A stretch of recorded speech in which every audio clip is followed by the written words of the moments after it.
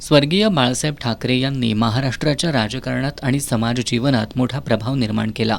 मराठी माणसाच्या हक्कांसाठी त्यांनी उभारलेली चळवळ आणि हिंदुत्वाची विचारधारा यामुळे त्यांना राज्यभरात मोठा जनाधार मिळाला. 2026-27 हे वर्ष स्वर्गीय बाळासाहेब ठाकरे यांचं जन्मशताब्दी वर्ष आहे. त्यामुळे या विशेष वर्षानिमित्त इचलकरंजी शहराच्या स्वागत कमानीला हिंदू हृदयसम्राट शिवसेना प्रमुख स्वर्गीय बाळासाहेब ठाकरे प्रवेशद्वार असं नाव द्यावं अशी मागणी शिवसेना उद्धव बाळासाहेब ठाकरे पक्षानं केली आहे. महापौर उदय धातुंडे यांना या मागणीचं निवेदन देण्यात आलं. महापौर धातुंडे यांनी या मागणीचा सकारात्मक विचार करण्यात येईल असं आश्वासन दिलं.